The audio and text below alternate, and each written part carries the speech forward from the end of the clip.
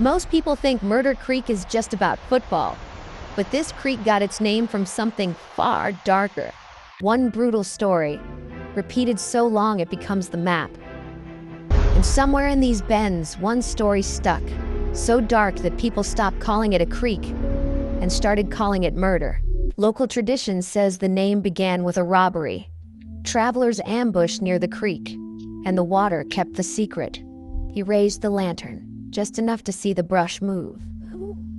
And that's when the trail stopped feeling like a trail. By morning, the trail had no witness, only a lantern, drag marks, and water that refused to explain itself.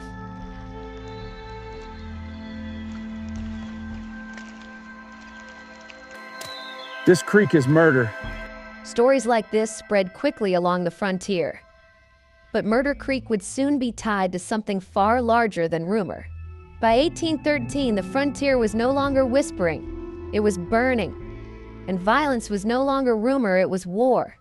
In August of 1813, everything changed. The attack at Fort Mims turned scattered violence into open war. They've attacked! What do you mean? Fort Mims! It's fallen! Retaliation would not be scattered. Tennessee militia and frontier volunteers began assembling under a hard-line frontier commander named Jackson. War is not fought on courage alone. It is fought on supply lines. And along the Escambia Corridor, a frontier fort would become critical. Along the Escambia Corridor, a defensive post began to rise. Built of heavy timber and necessity, they would call it Fort Crawford. Fort Crawford became a defensive link along the river. Supplies passed through it, militia staged from it. The frontier tightened. From this fort, provisions moved south. The river became a military artery. And the campaign widened toward Pensacola. The river did not end in Alabama. It led toward Spanish-held Pensacola and toward wider conflict. The frontier was no longer quiet. Reports of raids, retaliation, and shifting alliances spread across the southern borderlands. As riders watched the southern horizon, Fort Crawford prepared quietly for what might follow. Inside the fort, decisions were no longer theoretical. The river corridor would soon carry more than supplies.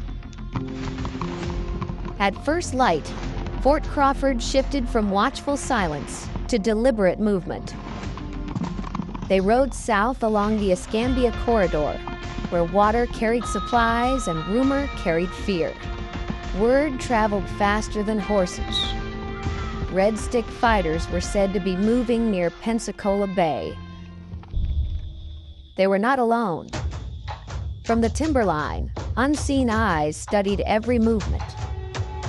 The scout did not hesitate. One silent motion would set the forest into motion. The tree line erupted. Smoke and thunder swallowed the narrow river path. In the confusion, the line collapsed. Survival became personal, brutal, immediate. The ambush ended as suddenly as it began. Smoke drifted through the trees while the wounded struggled to breathe. The militia did not ride alone. Their campaign was led by a hardened frontier commander, a man history would remember. The man leading this campaign was already feared across the frontier, and history would soon remember his name. Before towns, highways, or law reached this land, the Escambia wilderness was already carrying stories people feared to tell. Long before towns appeared on maps, the Escambia Corridor was a frontier line where trade, rumor, and violence traveled silently. Travelers moved quietly through this wilderness, following narrow trails along the Escambia Corridor, where danger could appear without warning. But the wilderness rarely stayed silent. Those who traveled these trails often noticed signs that someone else had passed before. In this wilderness, travelers rarely knew who else might be moving through the trees just beyond the trail. Along these silent trails, travelers sometimes vanished without warning. One gunshot in the wilderness could end a journey forever. Men vanished into the forest, leaving only the trail behind, and the woods returned to silence. By mid-morning, riders passed through the same trail, and something in the mud immediately stopped them. The marks didn't stop at the trail.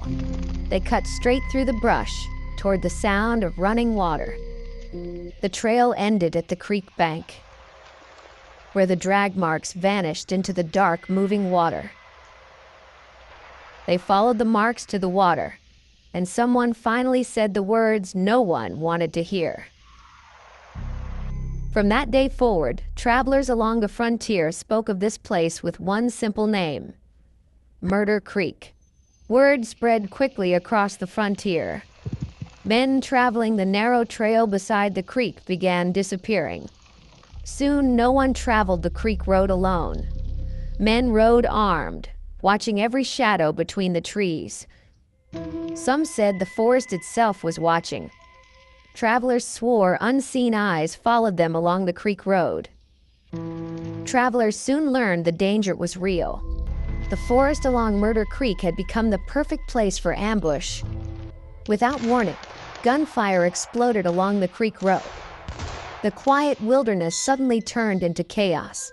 Months later, the gunfire faded. Along Murder Creek's trail, the silence returned. But not everyone survived. Word of the killing along Murder Creek spread quickly. On this frontier, violence traveled faster than law. Incidents like this were becoming common. Across the frontier, tensions between settlers and Creek warriors were rising. Across the Alabama frontier, fear and anger were spreading. The violence along Murder Creek was only the beginning. By 1813, tensions across the Creek Nation were exploding. The frontier was drifting toward open war. Inside the Creek Nation, divisions were growing. A militant faction known as the Red Sticks was preparing for war. Soon, frontier settlements began reporting raids. Cabins burned, families fled, and fear spread across Alabama. Soon, the frontier called for help. Tennessee militia leader Andrew Jackson began organizing forces to march south. Jackson's army began marching south into Alabama, determined to crush the Red Stick resistance. Deep in the Alabama wilderness, Red Stick warriors fortified villages, preparing to defend their land from the approaching militia. Andrew Jackson's army pushed deeper into Creek territory, moving steadily toward the stronghold along the Tallapoosa River. Along the Tallapoosa River, the Red Sticks built a massive barricade at a place called Horseshoe Bend. Soon, Jackson's scouts discovered the Red Stick fortress, hidden inside the Tallapoosa River bend. By dawn, Jackson's militia surrounded the bend, preparing to attack the Red Stick barricade. Jackson ordered artillery forward, aiming cannons directly at the Red Stick barricade. Then the cannons fired, beginning the brutal battle that would decide the fate of the Creek Nation. As Jackson's soldiers rushed the barricade, climbing the wall as the bullfight erupted at Horseshoe Bend. Once the wall was breached, brutal close combat erupted inside the Red Stick stronghold. By midday, the barricade had fallen. The Red Stick warriors were surrounded, yet many refused to surrender. By the end of the battle, more than 800 Red Stick warriors lay dead. Victory at Horseshoe Bend made Andrew Jackson famous and forced the Creek Nation to surrender millions of acres. Long before Bruton existed, travelers began disappearing along this quiet Alabama creek. Before the killings, traders and settlers gathered near the creek, exchanging goods on the Alabama frontier. Travelers began whispering about the road along the creek, men disappearing, wagons abandoned, and gunfire echoing through the pines. Then they found the first sign something was wrong: a wagon left behind on the trading road. Moments later, they noticed the truth: blood staining the road, dragging toward the dark water of the creek.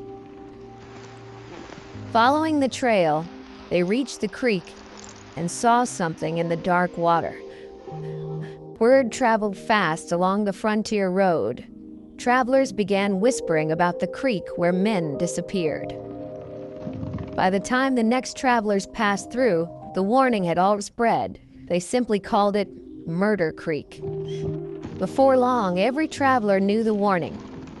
Avoid the crossing after dark along Murder Creek. Every traveler eventually reached the same place, the quiet crossing where the trading road met Murder Creek. Some travelers said the forest felt wrong here, like the land remembered something terrible. Soon the stories traveled faster than the wagons, whispers of murder along the creek.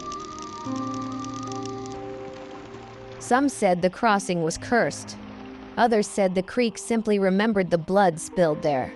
Years passed, but the name never faded. Travelers still whispered it by Murder Creek. Eventually, the name stopped being a warning. It simply became the place everyone knew.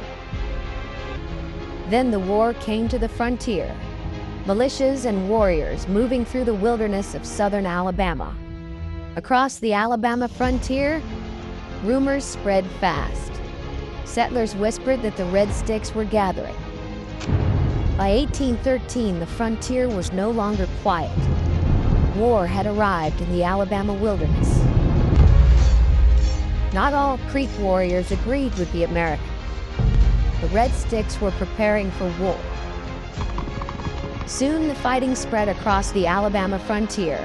Settlements, rivers, and trading paths. In 1813, Andrew Jackson marched south with thousands of militia soldiers. Deep in the forest, Creek warriors built fortified villages to defend their homeland. Jackson's scouts soon found the fortified village hidden deep within the wilderness. The scouts wasted no time. Jackson's army needed to know what waited ahead. Before dawn, Jackson's forces began moving quietly through the wilderness toward the Red Stick stronghold. The deeper the army moved into the wilderness, the quieter the forest became.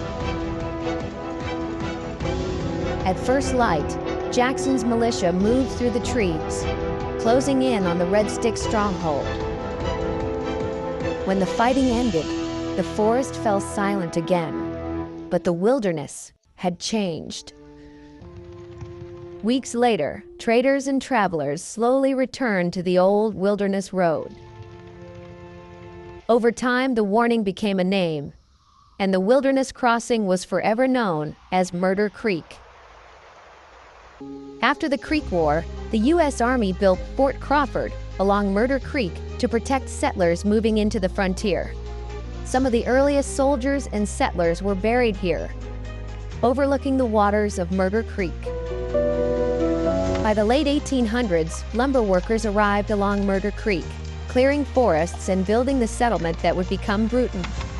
Logs from Escambia County's forests soon turned this riverside camp into a growing lumber town. Soon, Bruton's lumber mills loaded pine onto rail cars, sending Escambia County timber across America by railroad.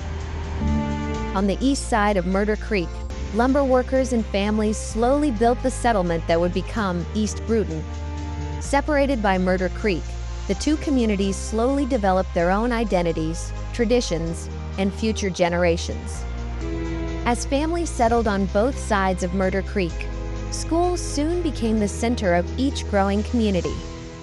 Long before the rivalry, one creek divided two growing towns, Bruton on one side, East Bruton on the other. Eventually, the creek stopped dividing the towns and started fueling a rivalry that would become legendary. The violence and murder may be gone, but the Battle of Murder Creek will always live on.